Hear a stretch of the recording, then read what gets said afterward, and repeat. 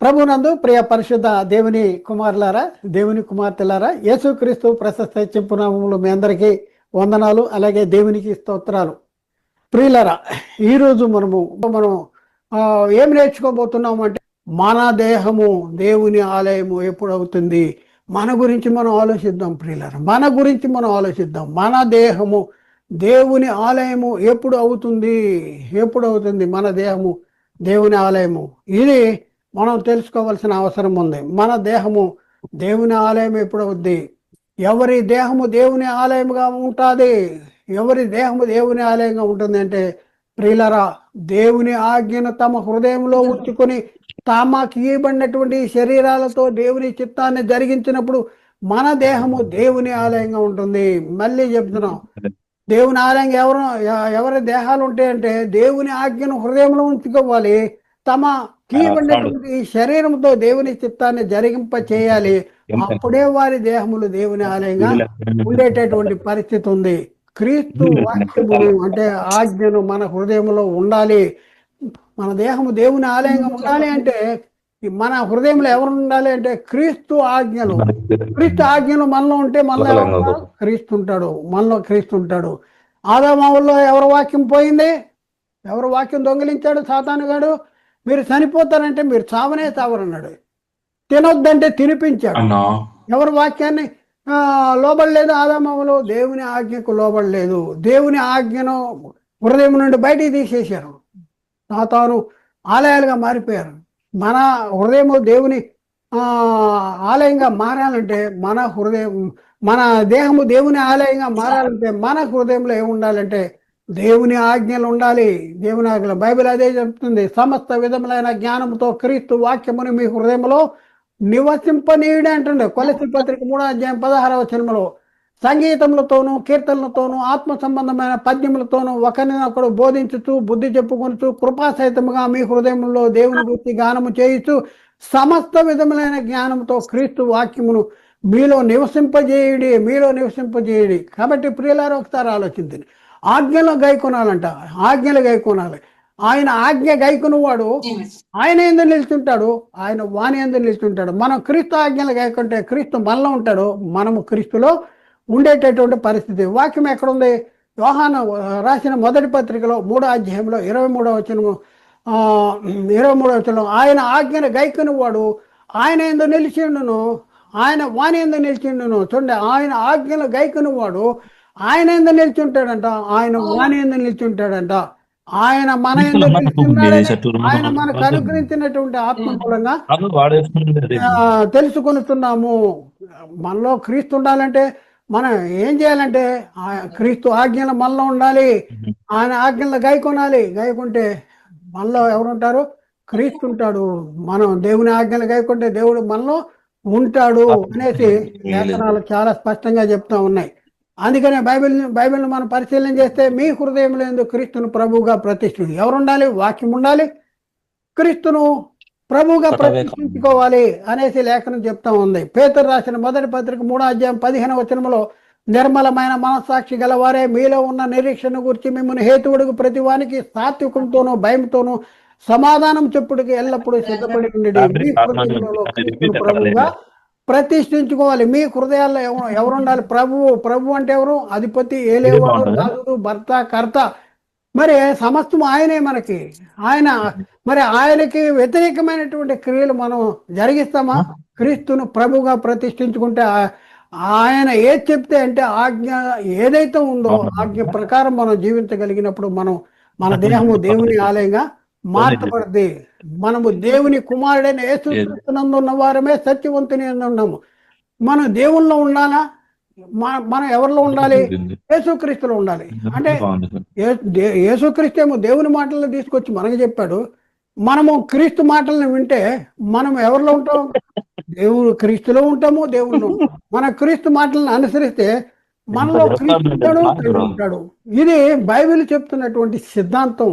మనము దేవుని కుమారుడైన యేసుక్రీస్తునందున్న వారమే సత్యవంతుని ఉన్నాము. యోహాను రాసిన మొదటి పత్రిక 5:20 ప్రియులరా, మనము దేవుని కుమారుడైన యేసుక్రీస్తునందున్న వారమే సత్యవంతుని ఉన్నాము అనేసి అక్కడ చాలా స్పష్టంగా రాయబడింది. కాబట్టి అలా జరిగించినప్పుడు మనం ఎవరిలో ఉంటామంటే క్రీస్తు ఆజ్ఞలో జరిగించినప్పుడు మీరు కూడా కుమారుని యందును తండ్రి యందును నిలుస్తారు. కుమారుడు యేసుక్రీస్తు ఆజ్ఞలను అనుసరిస్తే మనం ఎవరిలో ఉంటామంటే కుమారుని యందు, యేసుక్రీస్తు ఆజ్ఞలను అనుసరిస్తే మనం ఎవరిలో ఉంటామంటే తండ్రి యందు కూడా నిలుస్తాము. మొదటి యోహాన్ రాసిన మొదటి పత్రిక 2వ అధ్యాయంలో 24వ వచనంలో, అయితే మీరు మొదటి నుండి దేన్ని వింటారో అది మీలో నిలవనీయుడి. ఇన్నది నిలవాలి, తిన్నది కూడా నిలవాలి, అరగాలి. ఆ తర్వాత శరీరానికి బలము రావాలి. తిన్నట్టుగా బయటికి వెళ్ళిపోతే శరీరానికి బలం రాదు. అలాగే వాక్యం ఇట్లా వింటున్నారు, ఇట్లా వదిలేస్తున్నారు. వాక్యం వింటున్నారు, వదిలేస్తున్నారు. బైబిల్ ఏం చెప్తుంది? నిలవనివ్వండి అంటాడు. నిలవనివ్వండి. మీరు మొదటి నుండి విన్నది మీరు నిలిచిన ఎడల మీరు కుమారుని యందును తండ్రి యందును నిలుతురు. కుమారుని యందు ఉంటాం, తండ్రి యందు ఉంటాం. ఎప్పుడు ఉంటాం? విన్నది ఏమవుతాం అప్పుడు? మనము కుమారుల్లో తండ్రిలో ఉంటాము, తండ్రి కుమారుడు మనలో ఉంటాడు. అంటే మన దేవుడు మనలో ఉండాలంటే ఏం చేయాలి? దేవుడు యేసుక్రీస్తు ద్వారా మనకి ఇచ్చిన అనుసరించాలి. అనుసరించినప్పుడు మన దేహం ఏమైపోద్దంటే దేవుని ఆలయము అయిపోద్ది. క్రీస్తు ఆజ్ఞలను తమ హృదయంలో ఉంచుకొని క్రీస్తు ఆజ్ఞలను పాటిస్తున్నటువంటి పౌలు అంటున్న మాట ఏమంటున్నాడు? ఆ మాట మనం అనగలమా? ఒక గంభీరమైన మాట చెప్తా ఉన్నాడు. ప్రియులారా ఒకసారి ఆలోచించి, క్రీస్తు ఆజ్ఞలను తన హృదయంలో ఉంచుకొని క్రీస్తు ఆజ్ఞలను పాటిస్తూ ఉన్నటువంటి పరిస్థితుల్లో పౌలు గారు అంటున్న మాట, ఇక జీవించువాడను నేను కాను, క్రీస్తే నా యందు జీవిస్తున్నాడు. ఎక్కడ చెప్పాడు ఆ మాట? ఎక్కడ? బైబిల్లో ఉంది. గలతీ పత్రిక 2వ అధ్యాయం 20వ వచనంలో, నేను క్రీస్తుతో కూడా సిలువ వేయబడి ఉన్నాను, ఇక జీవించువాడను నేను కాను, క్రీస్తే నా యందు జీవించుతున్నాడు. నేనెప్పుడు నా శరీరం ముందు జీవించుతున్న జీవితము నా కొరకు కాదు, నా కొరకు తన్ను తాను అప్పగించుకున్నటువంటి జీవించుతున్న జీవితము నన్ను ప్రేమించి నా కొరకు తను తాను అప్పగించుకున్నటువంటి దేవుని కుమారుని అందరి విశ్వాసం ద్వారానే జీవిస్తున్నాను అన్నట్టాడు. ఏమన్నాడు గలతీ పత్రిక 2:20లో? నేను క్రీస్తుతో కూడా సిలువ వేయబడి ఉన్నాను, ఇక జీవించువాడను నేను కాను, క్రీస్తే నా యందు జీవించుతున్నాడు. నేను ఇప్పుడు శరీరం ముందు జీవించుతున్న జీవితము నన్ను ప్రేమించి నా కొరకు తను తాను అప్పగించుకున్న దేవుని కుమారుని అందరి విశ్వాసము ద్వారా జీవిస్తున్నాను అంటాడు. జీవించువాడను నేను కానంటాడు, క్రీస్తే నా యందు జీవిస్తున్నాడు అంటాడు. కాబట్టి క్రీస్తు పౌలులో జీవిస్తున్నంటే ఏముంది? క్రీస్తు సత్యము పౌలులో ఉంది. క్రీస్తు సత్యము అంటే క్రీస్తు వాక్యము. అందుకని పౌలు గారు క్రీస్తు సత్యము నా యందు ఉండుటను బట్టి అని అంటాడు. పౌలు గారు కొరింథీకి రాసిన 2వ పత్రిక 11వ అధ్యాయం 10వ వచనంలో, క్రీస్తు సత్యము నా యందు ఉండుటను వలన అంటాడు. క్రీస్తు సత్యము మనం క్రీస్తు వాక్యము లేక క్రీస్తు సత్యము మళ్ళా ఉందా? ఒకసారి ఆలోచించండి. మళ్ళా ఉంటే యేసుక్రీస్తులో తండ్రి ఉంటే, తండ్రి మాటలు ఉంటే, నేను చెప్తున్న మాటలు నాయి కాదు, తండ్రి నాలో ఉండి పలుకుతున్నాడు అని యేసుక్రీస్తు వారు ఎలా చెప్పాడో, క్రీస్తు వాక్యము మనలో ఉంటే, క్రీస్తు సత్యము మనలో ఉంటే, మరి ఆ మాటలు మనం చెప్పే మాటలు ఎవరే? క్రీస్తే నా యందు పలుకుతున్నాడు. నా యందు ఎవరి మాటలు ఉన్నాయి? ఆ మాటలే మనం చెప్తున్నాం. కాబట్టి క్రీస్తు నా యందు పలుకుతున్నాడు. పౌలు గారు చెప్తున్నారు. అద్భుతమైనటువంటి సంగతి పౌలు గారు చెప్తున్నారు. ప్రియులారా, కొరింథీకి రాసిన 2వ పత్రిక 13వ అధ్యాయం 3వ వచనంలో, క్రీస్తు నా యందు పలుకుతున్నాడనే రుజువు కోరుతున్నారా అంటాడు. క్రీస్తు నా యందు పలుకుతున్నాడు అనేసి పౌలు గారు చెప్తున్నాడు. మనం ఒకరినొకడు ప్రేమించిన దేవుడు మన యందు నిలిచి ఉండును అంటాడు. ఒకరినొకరు ప్రేమిస్తే ఎవరుంటారని మనలో దేవుడు నిలిచి ఉంటాడు. కాబట్టి ప్రియులారా, ఎక్కడుంది ఈ మాట అంటే యోహాన్ రాసిన మొదటి పత్రిక 4వ అధ్యాయం 12వ వచనంలో, ఏ మానవుడు దేవుని ఎప్పుడు నువ్వు చూచి ఉండలేదు, మనం ఒకరినొకడు ప్రేమించిన దేవుడు మన యందు నిలిచి ఉన్నాడని, ఆయన ప్రేమ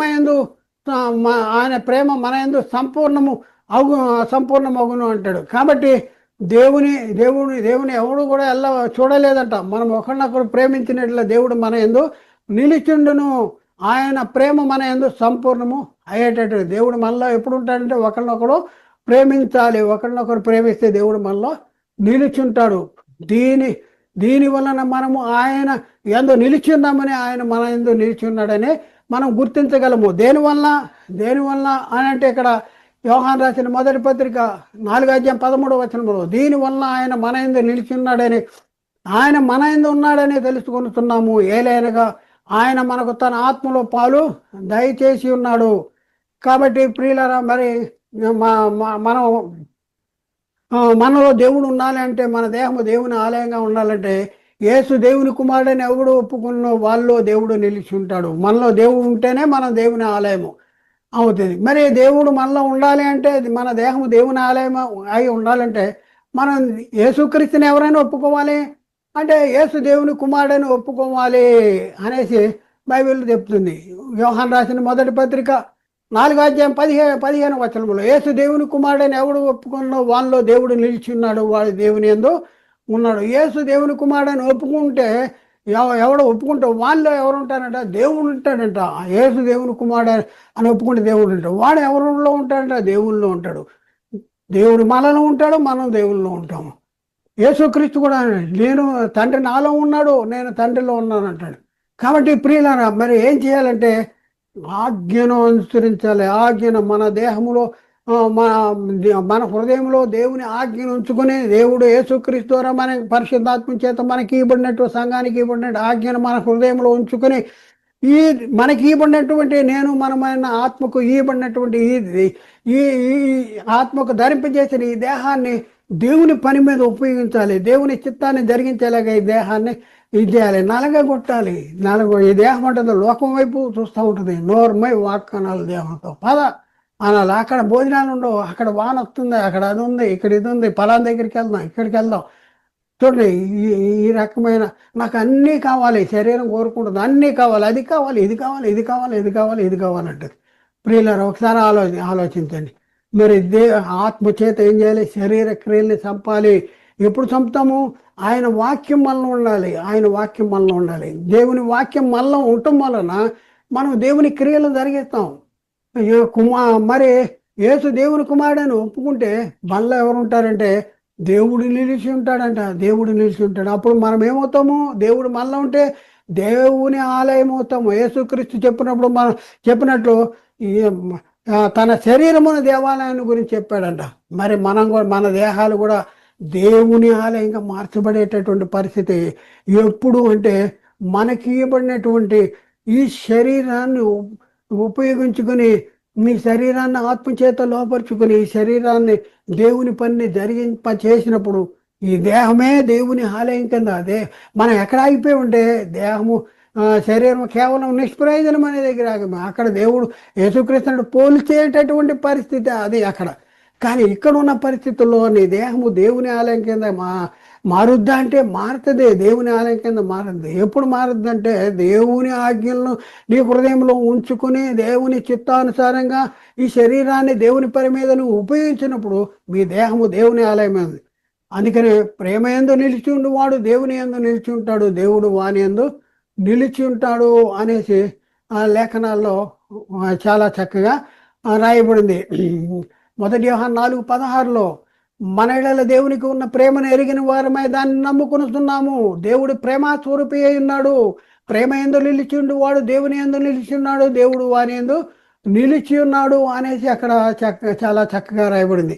అందుకనే మనము దేనిలో ఏకమై ఉండాలంటే వాక్యములో ఏకమై ఉండాలి. మనము వాక్యము మనలో ఉండాలి. వాక్యం మనలో ఉండాలి. వాక్యము మన యందు నివసించవలసిన అవసరం ఉంది. అందుకనే యేసుక్రీస్తు జీవించిన కాలంలో యేసుక్రీస్తు కోరుకున్నది ఏంటంటే, నేను వారికి ఒక వాక్యం ఇచ్చాను, వారి వాక్యం వలన నా యందు విశ్వాసం ఉంచి వీరందరూ కూడా ఏకమై ఉండాలి. ఆదాములో వాక్యములో ఏకమయ్యలేరు. మొదట ఆదాము దగ్గరికి వచ్చాడు అపవాదిగాడు. ఆదాము మోసపరచబడలేదు, కానీ అవ్వ దగ్గరికి వెళ్ళాడు, మోసపరచబడింది. అలాగే ఇప్పుడున్న పరిస్థితుల్లో కూడా మరి మనం అందరూ కూడా దేనిలో ఏకమై ఉండాలంటే శరీర సంబంధమైన కార్యాల్లో ఏకమై ఉంటాం కాదు, వాక్యములో ఏకమై ఉండాలి. వారి వాక్యం వలన నా యందు విశ్వాసం ఉంచు వారందరూ ఏకమై ఉండాలంటాడు. యోహాను రాసిన యోహాను సువార్త 17:20 మరియు నీవు నన్ను పంపితువు అని లోకము నమ్మునట్లు తండ్రి నా యందు నీవును నీ యందు నేనును ఉన్నలాగున 21 వారును మన యందు ఏకమై ఉండాలని వారి కొరకు మాత్రము ప్రార్థించట్లేదని చెప్పుకుంటూ వచ్చి, వారి వాక్యం వలన నా యందు విశ్వాసం ఉంచు వారందరూ ఏకమై ఉండవాలని వారి కొరకు ప్రార్థన చేయాలి. వారి వాక్యం వలన నా యందు విశ్వాసం ఉంచు వారందరూ ఏకం. మనం ఏకమై ఉండాలంటే దేనిలో ఏకమై ఉండాలి? వాక్యములో ఏకమై ఉండాలి. మనం ఆ వాక్యములో ఏకమై ఉండవు. దేవుడు ఆయనకి అలా బయలుపరిచాడు, దేవునికి ఎలా బయలుపరిచాడు. నా నా నా నా దేవుడు నాతో ఎలా మాట్లాడాడు, దేవుడు నాతో అలా మాట్లాడాడు అంటాడు. ఇంకా వాక్యంలో మాత్రం ఏకమైనటువంటి పరిస్థితి లేకుండా సాతానుగాడు చేస్తున్నాడు. కానీ అదే మాటని అదే అంటే మనం దేనిలో ఏకమై ఉండాలి అనే దాని గురించి యేసుక్రీస్తు తండ్రికి ప్రార్థన చేస్తూ వారి వాక్యం వలన నా యందు విశ్వాసం వీరందరూ కూడా ఏకమై ఉండాలి అనేసి ప్రార్థన చేశాడు. 17:7 యోహాను సువార్త. మనము ఏకమై ఉండాలని వారును ఏకమై ఉండాలని నీవు నాకు అనుగ్రహించిన మహిమను నేను వారికి ఇచ్చి నేను వారికి మహిమ ఇచ్చా వాక్యం చెప్పాను. ఎందుకు అంటే మనం ఏకమై ఉండాలి, వారు కూడా ఏకమై ఉండాలి. వారు ఎందులో ఏకమై ఉండాలి? వారి వాక్యం వల్ల ఏకమై ఉండాలి అనే చెప్తున్నాడు. 23వ వచనం, వారి యందు నేనును నా యందు నీవును ఉండటం వలన వారు సంపూర్ణంగా చేయబడి ఉన్నందున నీవు నన్ను పంపితువనే నీవు నన్ను ప్రేమించినట్లే వారిని కూడా ప్రేమించితువని కూడా ఈ లోకము తెలుసుకున్నట్లు నాకు అనుగ్రహించిన మహిమను వారికి ఈ స్థితిని అంటాడు. వారి యందు నేను నా యందు నీవును అంటాడు. వారి యందు నేను ఉండాలి, నా యందు నీవు ఉండాలి. అప్పుడేముంది? వారు సంపూర్ణులు అవుతారు అనేసి యేసుక్రీస్తు యోహాను సువార్త 17:23 చెప్తా ఉన్నాడు. ప్రియులారా, ఒకసారి ఆలోచించండి. బైబిల్ చెప్తుంది ఏంటంటే దేహము దేవుని ఆలయము. దేహము దేవుని ఆలయము. దేవుని ఆలయం ఎప్పుడవుద్ది? దేవుని ఆలయము అనేసి బైబిల్లో చెప్పబడిన మాటలు ఉన్నాయా? ఒకసారి ఆలోచించండి. దేహము దేవుని ఆలయము అంటాడు. దేహము దేవుని ఆలయము ఎప్పుడవుద్ది అనేది మనం చూసాము. అయితే దేహాన్ని గురించి దేవుని ఆలయము అని చెప్పబడినటువంటి మాటల్ని బైబిల్లో రాయబడినటువంటి సంగతులను మనం మరొకసారి పరిశీలన చేద్దాం. ప్రియులారా, పౌలు గారు కొరింథీకి రాసిన మొదటి పత్రిక 6వ అధ్యాయం 19-20 వచనాల్లో మనం పరిశీలన చేస్తే మీ దేహము దేవుని ఆలయము, మీ దేహము దేవుని వల్ల మీకు అనుగ్రహించబడి మీలోనున్న పరిశుద్ధాత్మకు ఆలయమై ఉన్నదని మీరు ఎరుగరా అంటాడు. మీరు ఎరగరా? మీకు తెలవదా అంటాడు. ఏంటి తెలవదు వీళ్ళకి? మీ దేహము దేవుని వల్ల మీకు అనుగ్రహించబడింది. ఎవరిచ్చారు ఈ దేహాన్ని? దేవుడిచ్చాడు. ఎందుకు అంటే మీలోనున్న పరిశుద్ధాత్మకు ఆలయముగా ఉండటానికి ఇచ్చాడు. మీలోనున్న పరిశుద్ధాత్మకు ఆలయంగా ఉండటానికి ఇచ్చారు. కాబట్టి దేహం ఎవరిదే? మీరు మీ సొత్తు కాదు అంటాడు. మీరు విలువ పెట్టి కొనబడిన వారు కనుక మీ దేహములతో దేవుని మహింపరచాలి. మీరు విలువ పెట్టి కొనబడిన వారు. ఒకసారి దేవుడు మనకి దేహం ఇచ్చాడు.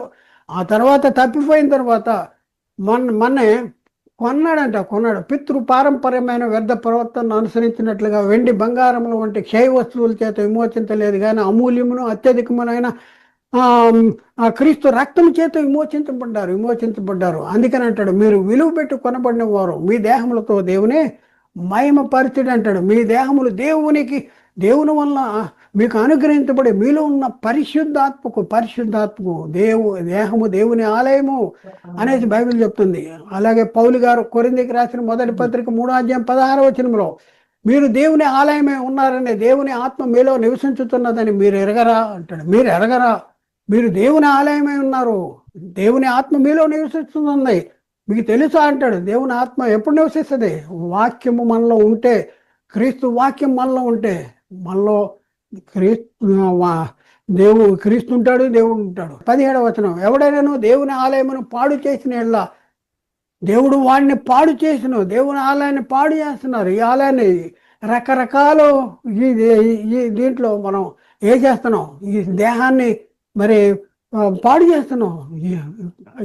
ఆహారం కానీ దానికోసం రోకలు పెట్టేసి, మరి ఏది తినటానికి ఇచ్చిన ఆహారం ఉంటే మరి ఆహారం కాని దాన్ని ఈ దేహంలో వేసేసి దేవాలయాన్ని పాడు చేస్తున్నాం. మరి అపవాది మాటల్ని మన హృదయంలో ఉంచుకుంటాం ద్వారా ఈ దేహాన్ని పాడు చేస్తున్నాం. సాతాను తెలుగుగా చెక్కులు పెట్టే ప్రతి పాపానికి మనని బానిసగా చేసి సాతాను చెప్పినటువంటి చేయమనేటువంటి పనులు క్రియలు జరిగిస్తూ దేవుని ఆలయాలుగా ఉన్నటువంటి ఈ దేహాన్ని దెయ్యపు ఆలయాలుగా మార్చేటటువంటి పరిస్థితి. కాబట్టి ఎవడైనా దేవుని ఆలయమును పాడు చేసినట్లే దేవుడు వాడిని పాడు చేసును. దేవుని ఆలయం పరిశుద్ధమైనది. ఈ దేవుని ఆలయం ఇది పరిశుద్ధమైనది. పరిశుద్ధమైన ఆలయం కింద నీ దేహాన్ని మరి నువ్వు జీవింప చేస్తున్నావా? ఒకసారి మనం పరిశీలన చేసుకోండి. మీరు ఆలయమే ఉన్నారు, మీరు మీ ఆలయమే ఉన్నారు. చూడండి ఎంత అద్భుతమైన మాట బైబిల్లో రాయబడిందో. అలాగే కొరింథీకి రాసిన 2వ పత్రికలో 6వ అధ్యాయము 16వ వచనంలో అక్కడ రాయబడిన మాట ఏంటంటే, దేవుని ఆలయమునకు విగ్రహమునకు పొందికేంటి, మనము జీవము గల దేవుని ఆలయమే ఉన్నాము, మనము జీవము గల దేవుని ఆలయమే ఉన్నాము. అందుకు దేవుడు ఇలాగ సెలవిచ్చుతున్నాడు, నేను వారిలో సంచరింతును, నేను వారి దేవుడిని అందును, వారు నాకు ప్రజలై ఉందురు అనేసి చెప్తున్నాడు. ఎక్కడ మనం వచనాలు చూద్దాం. ఎఫ్సి పత్రిక 2వ అధ్యాయంలో 20, 21, 22 వచనాలు చూద్దాం. క్రీస్తు యేసే ముఖ్యమైన మూలరాయిగా ఉండగా అపోస్తులు ప్రవక్తలు వేసిన పునాది మీద మీరు కట్టబడి ఉన్నారు. మనమే దేని మీద కట్టబడాలి? మనం దేవుని ఆలయాలుగా మార్చబడాలంటే దేని మీద కట్టబడాలంటే క్రీస్తు యేసే ముఖ్యమైన మూలరాయి అయి ఉండగా అపోస్తులు ప్రవక్తలు వేసిన పునాది మీద మనం కట్టబడాలి. మనం ఏం చేస్తున్నాం?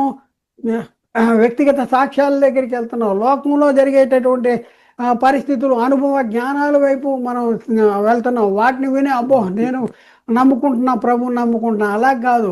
క్రీస్తు యేసే ముఖ్యమైన మూలరాయి అపోస్తులు ప్రవక్తలు వేసిన పునాది మీద మనం కట్టబడాలి. మన విశ్వాసం దేని మీద కట్టబడాలి? చూడండి, మనం దేన్ని బట్టి మనం యేసుక్రీస్తు నమ్ముకోవాలి?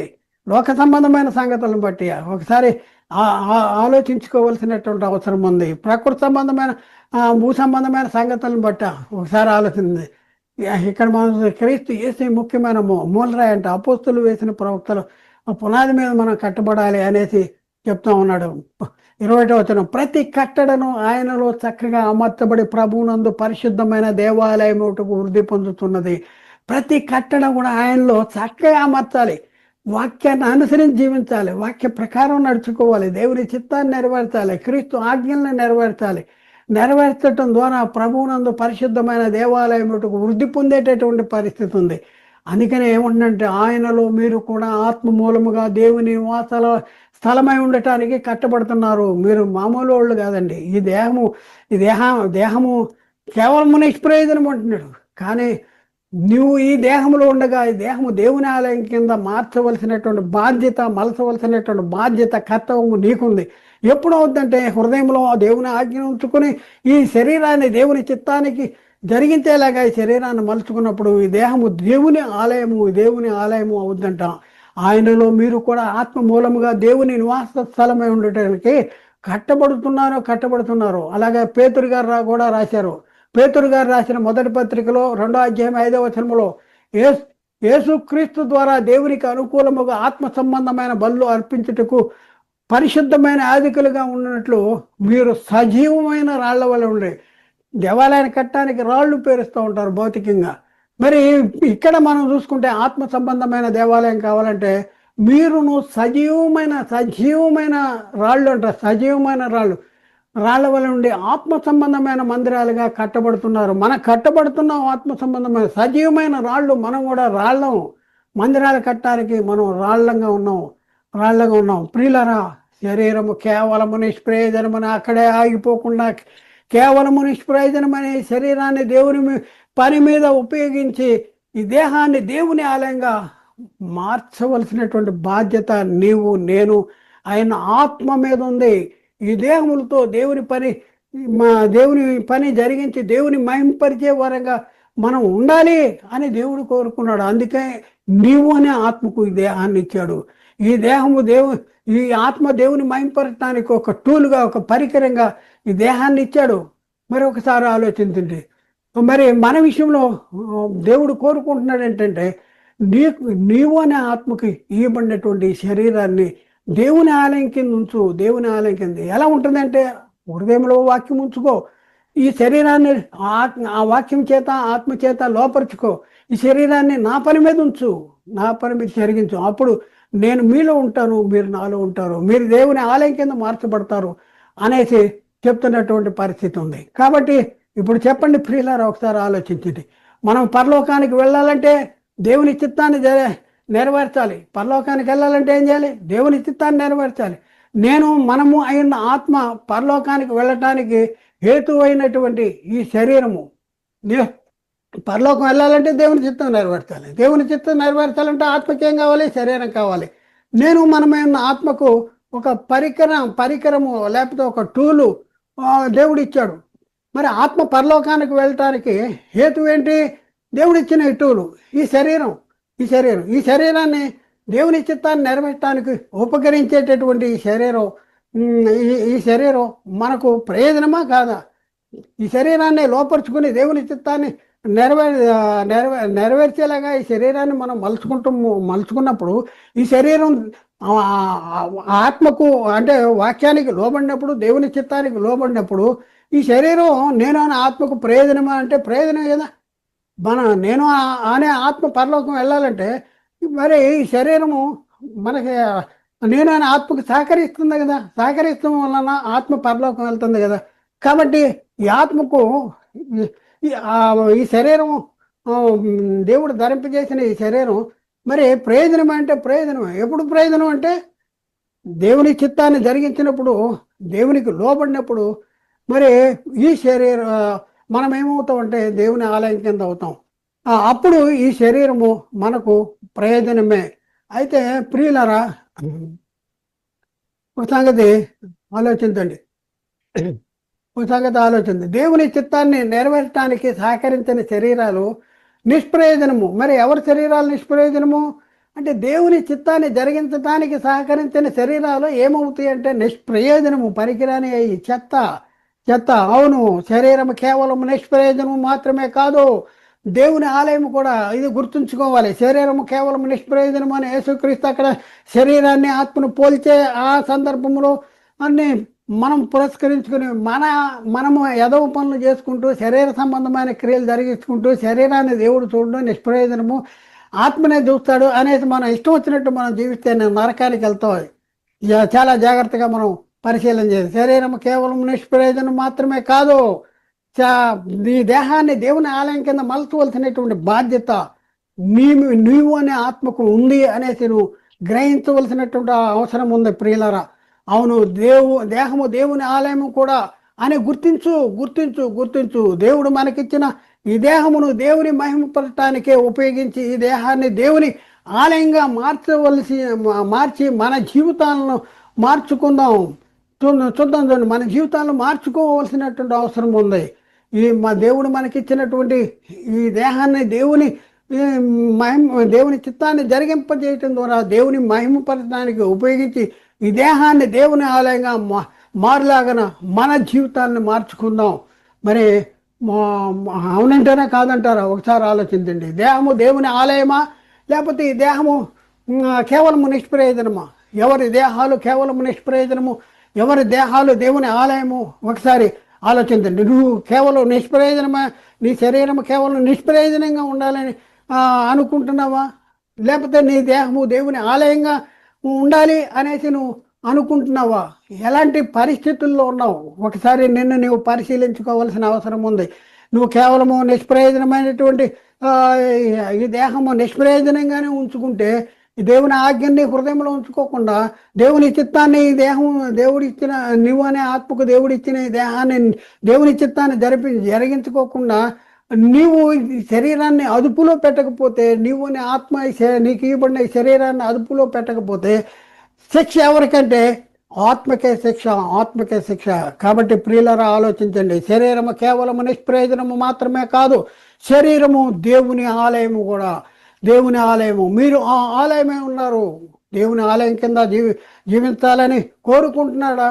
ఆయన ఆజ్ఞని గైకుని వాడు ఆయన ఎందుకు నిల్చుంటాడంట, ఆయన వాని ఎందుకు నిల్చుంటాడు. అందుకని పౌలు గారు అంటున్నాడు, జీవించేది నేను కాదు, క్రీస్తే నా యందు జీవిస్తున్నాడు. యేసుక్రీస్తు అంటాడు, నేను ఒక్కనే కాదు, తండ్రి నాలో ఉండి తన క్రియలను జరిగిస్తున్నాడు అంటాడు. ఇప్పుడు నీలో ఎవరున్నారు? దేవుడు ఉన్నాడా, దెయ్యం ఉందా?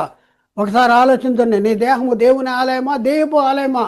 ఒకసారి ఆలోచించి. యేసుక్రీస్తు యూదులతో అంటున్నాడు, మీలో నా వాక్యముకి చోటు లేదు అంటాడు. మీరు నా మాట విన్నరక ఉండటం వల్లనే కదా మీరు మీ తండ్రి అపవాది సంబంధులు. మీరు అపవాద సంబంధులు, మనము దేవుని సంబంధాలమా అపవాద సంబంధాలమా? నువ్వు ఎక్కడ ఉన్నావు, ఏం చేస్తున్నావు, ఏంటి నీ బాధ్యత ఏంటి, నీ కర్తవ్యం ఏంటి? అసలు దేవుడు నువ్వు ఈ లోకానికి ఎందుకు వచ్చావు, ఈ లోకంలో ఎందుకు బతుకుతున్నావు? ఒకసారి నువ్వు ఆలోచించుకోవాల్సింది. నేను క్రైస్తవుడిని ఉన్నాయని ఒకసారి బాప్తిసం తీసుకుని ఇష్టం వచ్చినట్టు నువ్వు ఊరేగితే నువ్వు నరకానికి వెళ్తావు. నీ దేహాన్ని దేవుని చిత్తాన్ని జరిగించడానికి మాత్రమే దేవుడు నీకు ఇచ్చాడు.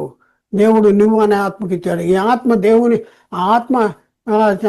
ఈ ఆత్మ వాక్యం చేత శరీరక్రియ, ఈ ఆత్మ హృదయంలో ఉన్నటువంటి వాక్యం చేత శరీర క్రియలు చంపి ఆత్మను దేవుని చిత్తాన్ని జరిగింప చేసేటటువంటి బాధ్యత కర్తవ్యము నీవనే ఆత్మకి. ఈ శరీరాన్ని దేవుని పని మీద నడిపించకపోతే శిక్ష ఎవరికి వస్తుందంటే నీవు అనే ఆత్మకు వస్తుంది. ఆత్మ నిత్య నరకానికి వెళ్ళింది. అగ్ని ఆరదు, పురుగు చావదు. యుగాలు ఆరని అగ్నిలో చావని ఆత్మ యుగాలు కాలేటటువంటి పరిస్థితి ఉంది. మరి అలాంటి పరిస్థితి తప్పించుకోవాలని దేవుడు ఈ వాక్యాన్ని మీ దగ్గర పంపించాడు. ప్రియులారా, ఆలోచించండి, అర్థం చేసుకోండి, సత్యాన్ని గ్రహించడానికి లోబడండి. మీ ఎవరిని కూడా వ్యక్తిగతంగా, సంఘపరంగా, సంస్థపరంగా ఎవరిని కూడా కించపరచాలని, దూషించాలని ఎవరికి తెలియదు. మాకే తెలుసు అని చెప్పడానికి మేము ముందుకు రాలేదు. బైబిల్ ఎలా ఉంది, బైబిల్ ఎలా చెప్తుంది కాబట్టి ఎలా ఉంది అని కేవలం తెలియపరచడానికి మేము ముందుకు వచ్చాము. కాబట్టి ఆలోచించండి, అర్థం చేసుకోండి, సత్యాన్ని గ్రహించడానికి ప్రయత్నించండి. కాబట్టి ప్రియులరా, ఒకసారి ఆలోచించండి, అర్థం చేసుకుంటానికి ప్రయత్నం చేయండి. అర్థం చేసుకుంటే శరీరం కేవలం నిష్ప్రయోజనము అని ఉంది కనుక శరీర సంబంధమైన క్రియలు నేను జరిగించవచ్చు అనేసి బైబిల్ మాత్రం చెప్పట్లేదు. మరి ఏం చెప్తుంది అంటే ఆత్మచేత శరీర క్రియలు చంపాలి. ఈ శరీరాన్ని నీవు అనే ఆత్మకు ఇచ్చింది దేనికంటే ఈ శరీరంతో దేవుని మహిమపరచాలి. దేవుని మహిమపరచాలంటే పరచడానికే దేవుడు నీకు ఒక టూల్, ఒక శరీరాన్ని ఇచ్చాడు. కాబట్టి శరీరము కేవలము నిష్ప్రయోజనమని అక్కడే ఆగిపోయి మరి మన ఇష్టం వచ్చినట్లు మరి శరీరాన్ని లోక సంబంధంగా వాడుకుంటే నిత్య నరకము, నిత్య జీవము ఉండదు అనేసి బైబిల్ చెప్తుంది. ఆలోచించండి, అర్థం చేసుకుంటానికి ప్రయత్నం చేయండి. మేము ఎవరిని కూడా వ్యక్తిగతంగా, సంఘపరంగా, సంస్థపరంగా ఎవరిని నిందించడానికి, కించపరచడానికి మీకు తెలియదు, మాకే తెలుసు అని చెప్పడానికి మేము మీ మధ్యకి రాలేదు. బైబిల్లో ఏముంది, బైబిల్ ఏం చెప్తుంది మరి అని తెలియపరచడానికి మేము ముందుకు వచ్చాము. మీరు ఆలోచించండి, అర్థం చేసుకోండి, సత్యానికి లోబట్టడానికి ప్రయత్నం చేయండి. ప్రియులారా, ఒకసారి ఆలోచించండి. ప్రియులారా, మేము ప్రకటించేటటువంటి వాక్యాలన్నీ కూడా యూట్యూబ్లో అప్లోడ్ చేయబడుతున్నాయి. యూట్యూబ్లో ఉన్న మా ఛానల్స్ ఒకటి యునైటెడ్ బైబిల్ అకాడమీ, దాంట్లో అప్లోడ్ చేయబడుతుంది. అలాగే సత్య సువార్త ప్రతిధ్వని అనే ఛానల్ ఉంది, దాంట్లో అప్లోడ్ చేయబడుతుంది. అలాగే ఎన్ఆర్ఆర్ బైబిల్ క్లాసెస్ అనేది అదొక ఛానల్ ఉంది, దాంట్లో కూడా అప్లోడ్ చేయబడుతుంది. మరొక ఛానల్లో యూబీఏ ఆన్లైన్ బైబిల్ అనేది మరొక ఛానల్ ఉంది. ఈ 4 ఛానళ్ళు కూడా అప్లోడ్ చేయబడుతున్నాయి. ఆలోచించండి, అర్థం చేసుకోండి, సత్యాన్ని గ్రహించడానికి ప్రయత్నం చేయండి. దేవుడు మాట్లాడిన ప్రతి మాట ప్రతి ఒక్క హృదయంలో నీరు కట్టే ఫలింప చేయను గాక. ఆమెన్. అందరికీ వందనాలు.